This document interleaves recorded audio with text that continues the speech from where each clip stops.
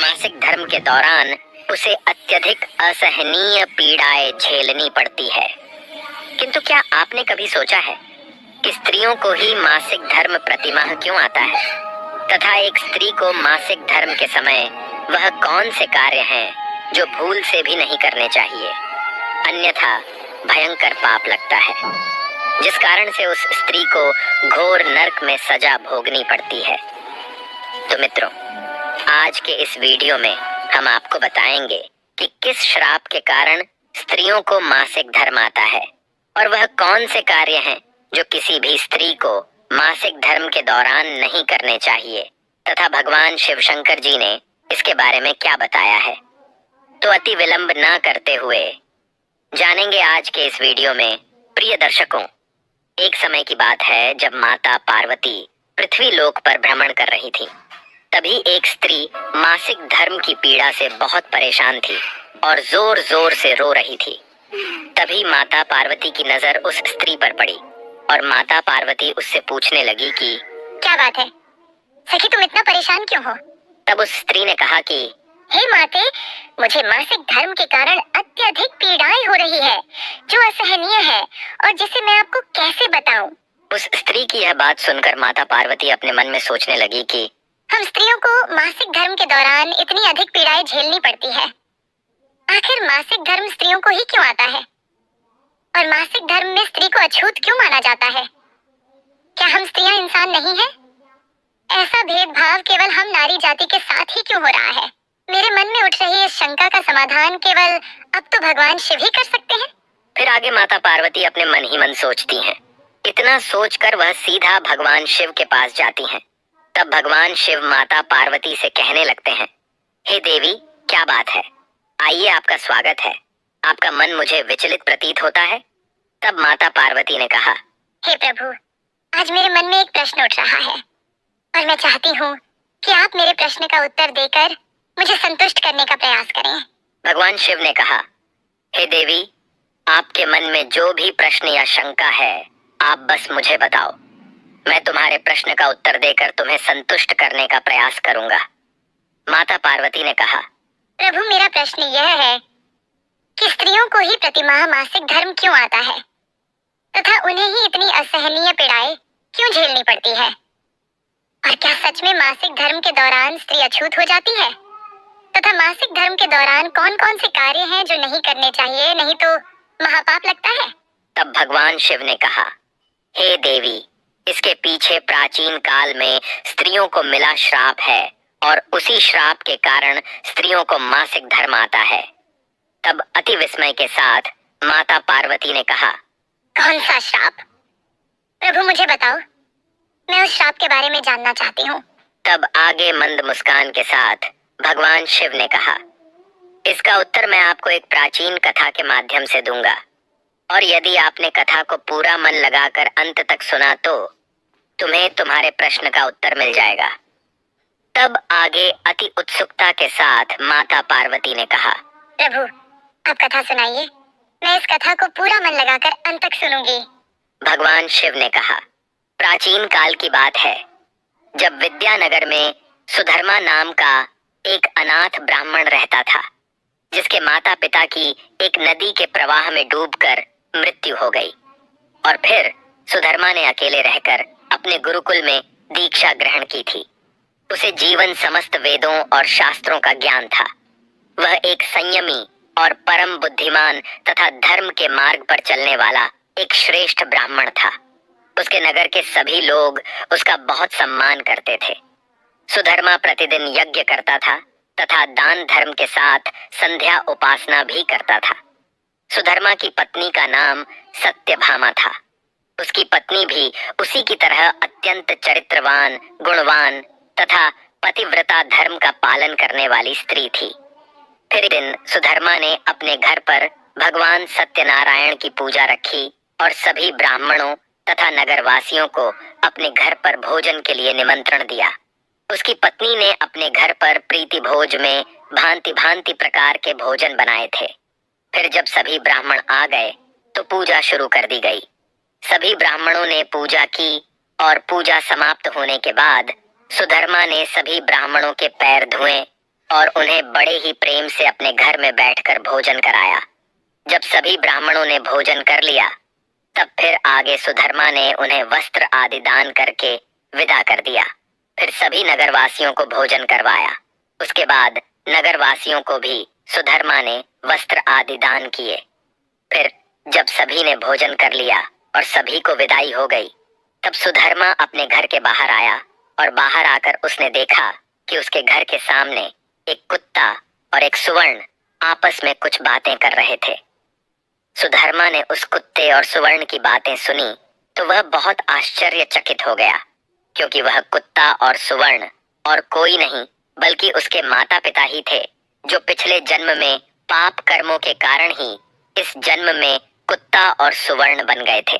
यह सब जानकर सुधर्मा अपने मन में सोचने लगा, अरे यह तो मेरे माता पिता ही हैं जो मेरे घर पर पशु बनकर आए हैं, किंतु मेरे माता पिता ने पिछले जन्म में ऐसा कौन सा पाप किया था जिस कारण से आज उन्हें कुत्ते और सुवर्ण का जन्म मिला है। अब मैं इनके उद्धार के लिए क्या करूं? ये है। फिर रात हो जाती है और वह अपने बिस्तर पर लेट जाता है, किंतु उसको नींद नहीं आती है और उसके मन में बस वही बात गूंज रही थी कि मैं अपने माता पिता की मुक्ति के लिए क्या करूं। और रात भर वह इसी बात को लेकर चिंतित था। फिर सुबह होते ही वह अपने गुरु मुनि वशिष्ठ जी के आश्रम पहुंच जाता है। वहां पहुंचकर उसने देखा कि मुनि वशिष्ठ जी अपनी कुटिया में ध्यान लगाए बैठे थे। फिर जब मुनि वशिष्ठ जी ने आंखें खोली तो देखा कि उनके सामने सुधर्मा ब्राह्मण खड़ा है। उसको देखकर मुनि वशिष्ठ जी ने कहा, क्या बात है शिष्य, तुम इतना चिंतित क्यों हो? तो सुधर्मा ने कहा, गुरुजी, कल मेरे साथ जो घटना घटी है उसी बात को लेकर मैं बहुत चिंतित हूँ। तब आश्चर्य के साथ मुनि वशिष्ठ जी ने कहा, कौन सी घटना घटी है? मुझे स्पष्ट रूप से सब कुछ बताओ, तभी मैं तुम्हारी समस्या का समाधान करूंगा। सुधर्मा ने कहा, गुरुजी, कल मैंने अपने घर पर भगवान सत्यनारायण का पूजन करवाया था और उसमें अनेक ब्राह्मणों को और नगरवासियों को भोजन कराया था। साथ में सबको वस्त्र आदि दान किया था। फिर जब मैं अपने घर के बाहर आया तो मैंने देखा कि मेरे द्वार पर एक कुत्ता और एक सुवर्ण खड़े होकर आपस में बातें कर रहे थे। वह कुत्ता उस सुवर्ण से कह रहा था कि आज देखो कैसी घटना घटी। हमारे पुत्र के घर में ब्राह्मणों के भोजन के लिए जो दूध रखा था, एक सांप ने उस दूध के बर्तन में अपना विष उगल दिया था, जिसे देखकर मुझे बड़ी ही चिंता होने लगी, क्योंकि उसी दूध से भोजन बनने वाला था। अगर मेरे पुत्र के घर पर उस विषैले दूध से कुछ बनाया जाता और सभी लोग उस दूध से बना भोजन खा लेते तो उन सब की मृत्यु हो जाती। इसीलिए मैंने एक धक्का देकर उस बर्तन का सारा दूध भूमि पर गिरा दिया। तभी मेरी बहू ने देख लिया और उसने मुझे डंडों से खूब पीटा, जिससे मेरे शरीर पर बहुत चोटें आई हैं और अब मैं ठीक तरह से चल भी नहीं पा रहा हूँ। अब मुझसे यह पीड़ाएं सहन नहीं हो रही है। कुत्ते की यह बात को सुनकर वह सुवर्ण बहुत दुखी हो गई और उस कुत्ते से कहने लगी, हे स्वामी, अब मैं आपको मेरे दुख का कारण सुनाती हूँ। पूर्व जन्म में हम इसी ब्राह्मण के माता पिता होकर भी आज हम कुछ भी कर नहीं सकते हैं तथा हमारी व्यथा हम इस ब्राह्मण को समझा नहीं सकते हैं। अपितु आज इस ब्राह्मण ने सभी लोगों को भोजन कराया, किंतु इसने मेरे सामने भोजन का एक भी निवाला तक नहीं डाला और न ही मुझे जल पिलाया, तथा इन्होंने अभी तक झूठा भोजन भी घर से बाहर नहीं फेंका, जिसे खाकर मैं अब से अपनी भूख को शांत कर सकती हूँ। बात को आगे बताते हुए सुधर्मा बोला, मुनिवर, उस कुत्ते और सुवर्ण की यही बातें सुनकर मैं कल से बहुत परेशान हूँ कि मेरे माता पिता ने पिछले जन्म में ऐसा कौन सा पाप किया था जिसके कारण उन्हें इस जन्म में कुत्ते और सुवर्ण का जन्म मिला है। इसीलिए मैं आपके पास आया हूँ। कृपया आप अपनी दिव्य शक्ति से पता करके मुझे बताइए कि किस कारण से मेरे माता पिता की ऐसी दुर्दशा हुई है और उनकी मुक्ति के लिए मुझे कौन सा कर्म करना होगा। तब मुनि वशिष्ठ जी ने ध्यान लगाते हुए वह सब कुछ देख लिया जो उसके माता पिता ने पूर्व जन्म में किया था। फिर वह सुधर्मा से कहने लगे, हे ब्राह्मण, सुधर्मा, तुम्हारे माता पिता ने पिछले जन्म में घोर पाप किया है और उसी पाप कर्मों के कारण उनकी ऐसी दुर्दशा हुई है। तब सुधर्मा कहने लगा, हे गुरुदेव, कौन से पाप के कारण मेरे माता पिता की यह दुर्दशा हुई है? कृपया मुझे उसके बारे में विस्तार से बताइए। मित्रों, अब मुनि वशिष्ठ जी ने कहा, हे ब्राह्मण, सुधर्मा, यह कुत्ता जो तुम्हारे पिता हैं, यह पिछले जन्म में विष्णुनगर के श्रेष्ठ ब्राह्मण हुआ करते थे, जिनकी विद्या और सम्मान पूरे नगर में विख्यात थी। परंतु उन्होंने अपने जीवन में कुछ ऐसे कर्म किए जिनके कारण उन्हें इस जन्म में पशु योनि में आना पड़ा है। इन्होंने एक दिन एकादशी का व्रत रखा, परंतु यह उस व्रत का पालन न कर सके और व्रत होते हुए भी इन्होंने भोजन कर लिया था। और एकादशी व्रत के दिन भी तुम्हारे पिता ने दान धर्म नहीं किया था।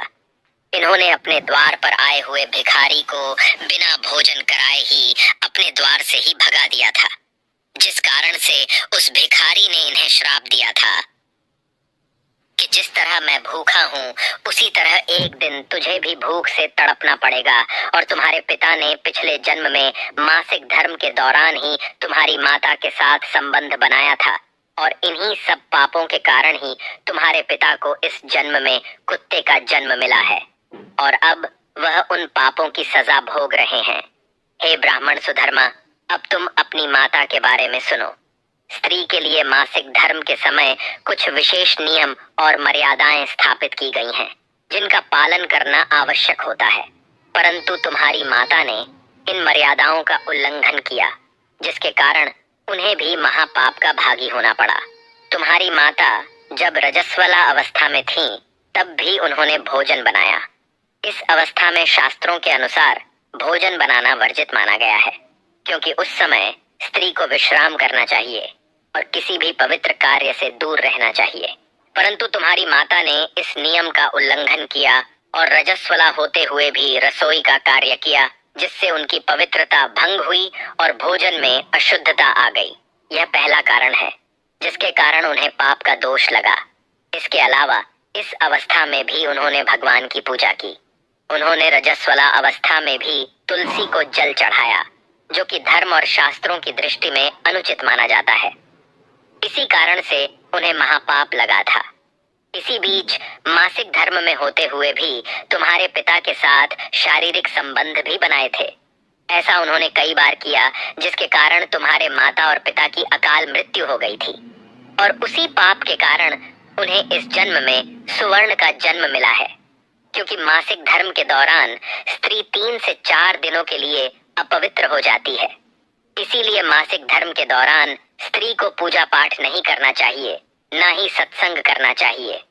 प्रत्येक स्त्री को इन 3 से 4 दिनों में अपने बाल भी नहीं धोने चाहिए, इससे उसके पति की आयु कम होती है।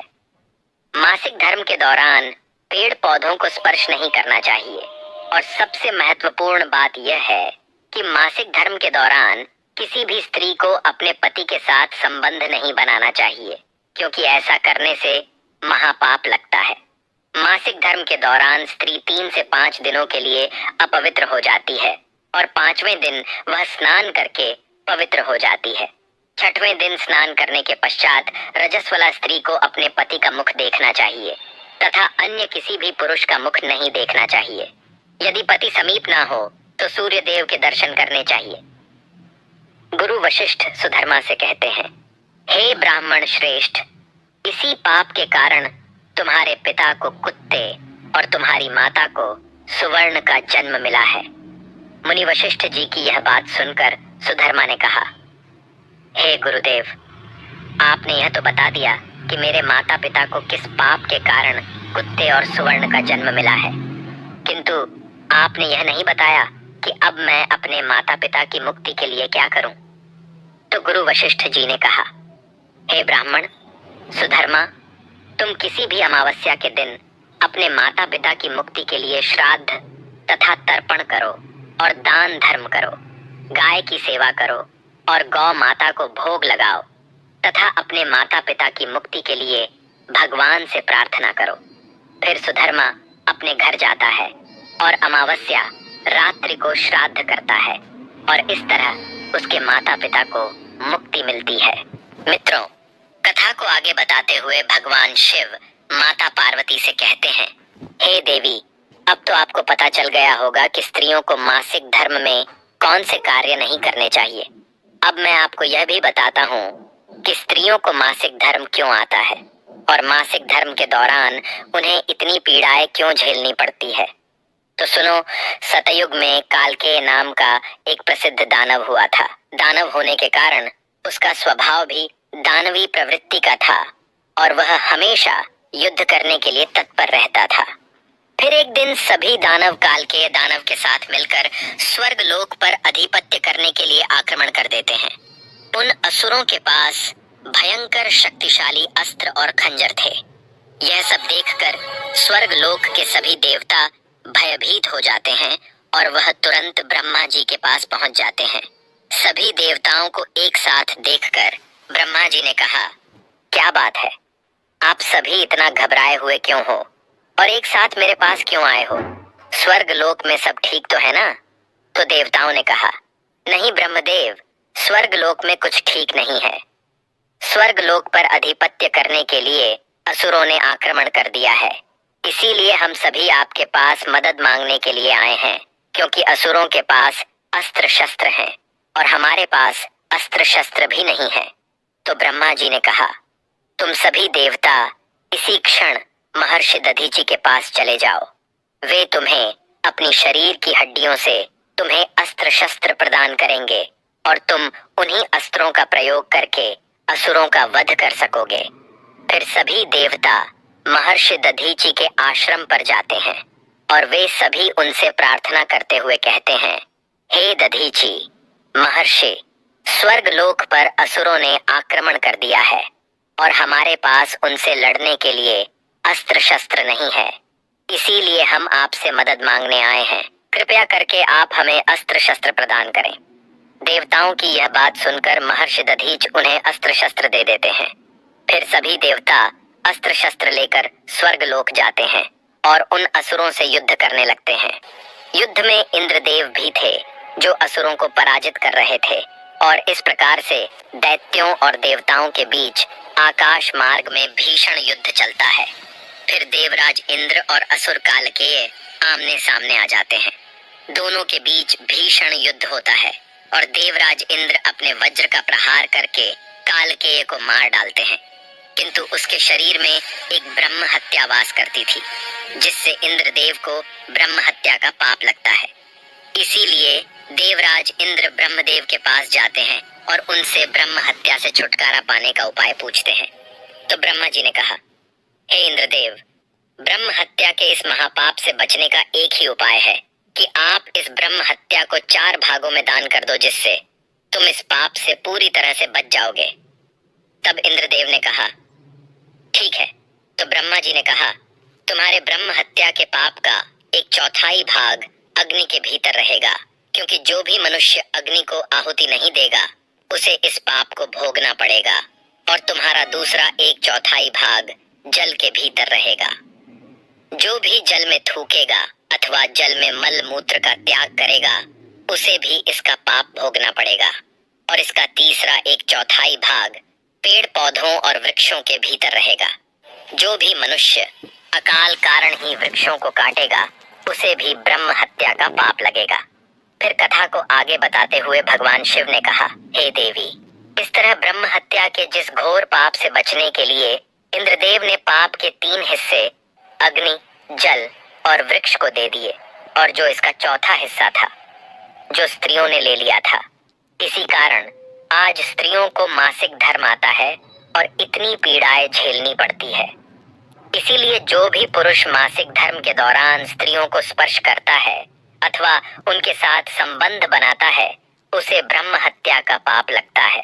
भगवान शिव कहते हैं, हे देवी, अब मैंने आपके सभी प्रश्नों के उत्तर दिए हैं। तब माता पार्वती प्रसन्नता के साथ बोली, हे प्रभु, मैं इस अनमोल ज्ञान का अवश्य ही प्रसार करूंगी। आपका मनपूर्वक धन्यवाद। तो आशा करते हैं आपको यह कथा अवश्य ही अच्छी लगी होगी। तो वीडियो को लाइक और चैनल को सब्सक्राइब करना ना भूलिए। साथ ही कमेंट में जरूर लिखें, हर हर हर महादेव, जय माँ दुर्गा अन्नपूर्णा।